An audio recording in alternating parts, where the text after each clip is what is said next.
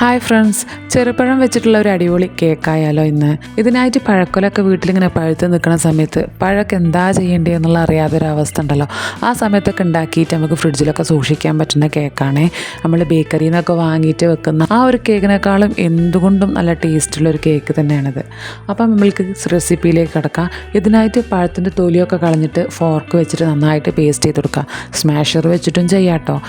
ഈ പഴക്കൊല തന്നെ തീർക്കാൻ വേണ്ടിയിട്ട് വേറെ റെസിപ്പീസും ഞാൻ ഉണ്ടാക്കിയിട്ടുണ്ട്. അത് ചാനലിലുണ്ട്, കാണാത്തവരൊന്ന് കാണാം കേട്ടോ. ഇഷ്ടപ്പെട്ടിട്ടുണ്ടെങ്കിൽ നിങ്ങൾ കമൻറ്റ് ചെയ്യാനും മറക്കരുത് കേട്ടോ. സ്മാഷ് ചെയ്ത് വെച്ചിട്ടുള്ള പഴം ഒരു സൈഡിലേക്ക് മാറ്റി വെച്ചിട്ട് നമുക്ക് കേക്കിൻ്റെ ബാക്കി പരിപാടികൾ നോക്കാം. ഇതിനായിട്ട് മിക്സിൻ്റെ ജാറിൽ നമ്മൾ ആദ്യം തന്നെ പഞ്ചസാര പൊടിച്ചെടുക്കുകയാണ് വേണ്ടത്. അപ്പം നല്ല മധുരമുള്ള പഴമൊക്കെ ആണെങ്കിൽ അതിനനുസരിച്ചുള്ള പഞ്ചസാര ഇട്ട് കൊടുത്താൽ മതി. അങ്ങനെ പഞ്ചസാര പൊടിച്ചെടുത്തതിന് ശേഷം ഞാനിവിടെ 4 കോഴിമുട്ടയാണ് ആഡ് ചെയ്യണത്. കാരണം ഞാൻ വലിയ കേക്കാണ് ഉണ്ടാക്കുന്നത്. ഞാൻ പറഞ്ഞല്ലോ, ഇത് സ്കൂളിലേക്കൊക്കെ കൊടുത്തു വിടാനായിട്ട് ഫ്രിഡ്ജിൽ സൂക്ഷിച്ച് വെക്കാൻ വേണ്ടിയിട്ടാണ്. അതുകൊണ്ടാണ് ഞാൻ കുറച്ച് അധികം ഉണ്ടാക്കണം കേട്ടോ. അപ്പം 4 കോഴിമുട്ട പൊട്ടിച്ചൊഴിച്ചിട്ട് ഈ കപ്പിന് 1/4 to 1/2 കപ്പ് സൺഫ്ലവർ ഓയിലാണ് ഒഴിച്ചു കൊടുക്കുന്നത്. ഇതിന് മുമ്പ് ഞാൻ പറഞ്ഞിട്ടുണ്ട്, മെഷറിംഗ് കപ്പൊന്നും വേണമെന്നില്ല. നമ്മൾ ഏതെങ്കിലും ഒരു പാത്രം സ്പെസിഫൈ ചെയ്തെടുത്താൽ മതി.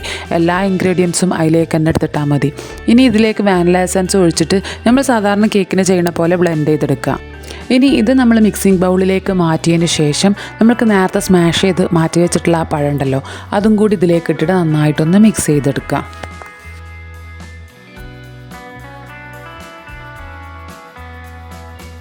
ഇനി ഡ്രൈ ഇൻഗ്രീഡിയൻസ് ആയ മൈദയും ബേക്കിംഗ് പൗഡറും കൂടിയാണ് ആഡ് ചെയ്ത് കൊടുക്കാനുള്ളത്. അപ്പം ഞാനിവിടെ ഈ കപ്പിന് 2 കപ്പ് മൈദയാണ് എടുത്തിട്ടുള്ളത്.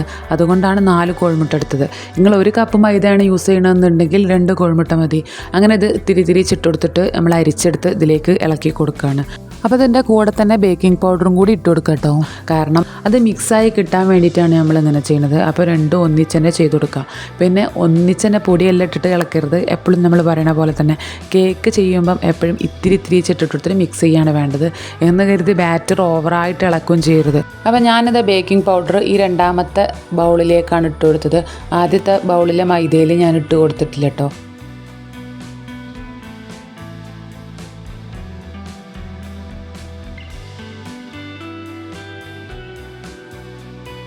പിന്നെ അത് കേക്കിൻ്റെ ബാറ്ററിൽ ശ്രദ്ധിക്കേണ്ട വേറൊരു കാര്യമാണ്, നമുക്ക് ബാറ്റർ ടൈറ്റായും തോന്നുകയാണെങ്കിൽ തിരിച്ച പാലൊഴിച്ച് കൊടുത്തിട്ട് നമുക്ക് ടൈറ്റ് കുറച്ചെടുക്കാം.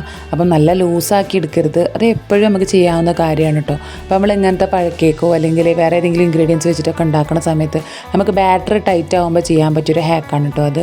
അങ്ങനെ ഇത് ഞാനിതാ ബട്ടർ പേപ്പർ വെച്ചിട്ടുള്ള കേക്ക് ടിന്നിലേക്ക് ഒഴിച്ചു കൊടുക്കണം. അപ്പോൾ ഇവിടെ കേക്ക് ടിന്നല്ല, ഞാനിവിടെ അവനിലൊക്കെ ഉണ്ടാവുന്ന ആ ഒരു ട്രേയിൽ തന്നെയാണ് കേട്ടോ എടുത്തത്. കാരണം ഞാൻ പറഞ്ഞല്ലോ വലിയ കേക്ക് വേണമെന്നുള്ളതുകൊണ്ടാണ് കേട്ടോ. ഇനി ഇതിൻ്റെ മേലെ നട്ട്സോ അല്ലെങ്കിൽ ടൂട്ടി ഫ്രൂട്ടിയോ ഒക്കെ ഇട്ട് കൊടുക്കുക. ഞാനിവിടെ ജസ്റ്റ് ടൂട്ടി ഫ്രൂട്ടി ഒന്ന് വിതറി കൊടുക്കുന്നുണ്ട്. അങ്ങനെ അത് 180 ഡിഗ്രിയിൽ 45 മിനിറ്റ് ബേക്ക് ചെയ്തെടുത്ത് അവനിൽ വെച്ചിട്ടാണ് കേട്ടോ ഞാൻ ബേക്ക് ചെയ്തത്. ബേക്ക് ചെയ്തെടുത്ത കേക്കാണത്. നല്ല സോഫ്റ്റ് ഉണ്ട് കേട്ടോ. അപ്പോൾ അത് ആ പഴത്തിൻ്റെ സ്മെല്ലൊന്നും അല്ല കേട്ടോ ഉള്ളത്. അപ്പോൾ അത് കട്ട് ചെയ്തിട്ട് നമുക്ക് ഫ്രിഡ്ജിൽ സൂക്ഷിക്കാൻ പറ്റും. ഇപ്പോഴേക്ക് തോന്നുക കുറച്ചും കൂടി ഉണ്ടാക്കിയതെന്ന്. പക്ഷെ എൻ്റെ അടുത്ത് ബേക്ക് ചെയ്തെടുക്കാൻ പറ്റിയ വലിയ പാത്രം ഇല്ലാത്തതുകൊണ്ടാണ് ഞാൻ ഇത് വെച്ച് അഡ്ജസ്റ്റ് ചെയ്തത്.